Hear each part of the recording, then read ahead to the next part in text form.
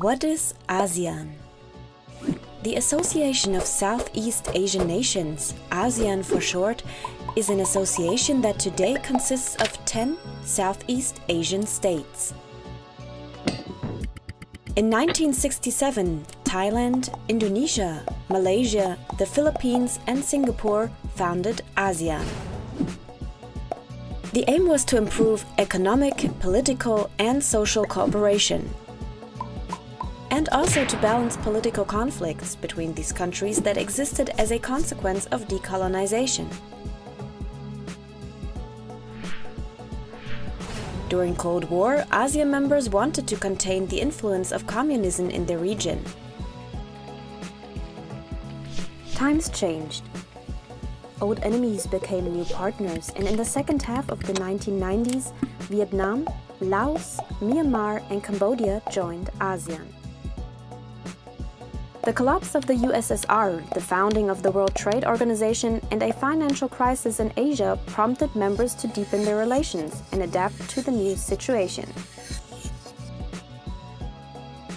In the 2000s, free trade agreements were concluded with India, China, South Korea, Australia, New Zealand, and Japan. In the future, the entire region will be merged into one large free trade zone.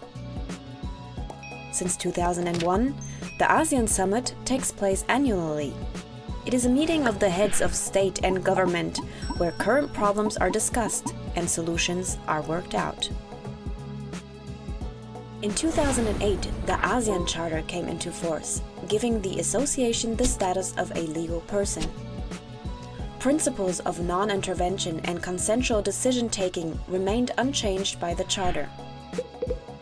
Decisions are generally made by consensus. No member can be forced to something. As a result, the group rarely appears to be closed. Nowadays. Today, ASEAN is based on 3 pillars. As a political and security community to ensure peace, as an economic community with a strong domestic market, and as a social and cultural community, including a common identity. Challenges and solutions. ASEAN faces a number of social and environmental challenges. Countries such as Vietnam or the Philippines are particularly vulnerable to climate change and already feel its impact today.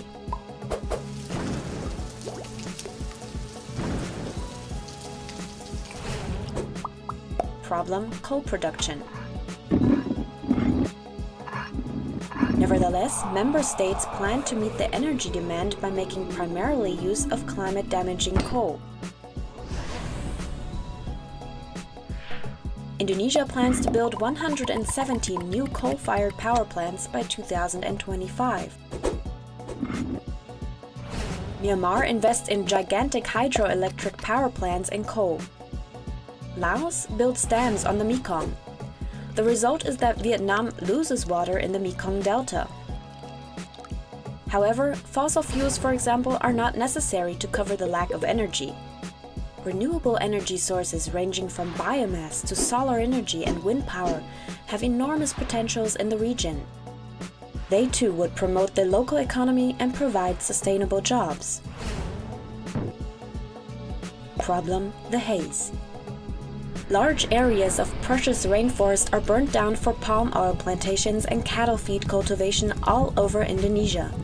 The smog of these fires covers large parts of Indonesia, Singapore, and Malaysia.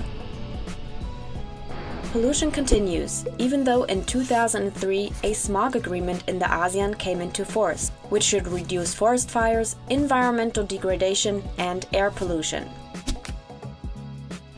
As such problems cross borders, ASEAN must tackle them in a joint effort and think beyond borders. This can be done, for example, by taking up the suggestions made by CSOs, civil society organizations, aiming at installing a 4th pillar,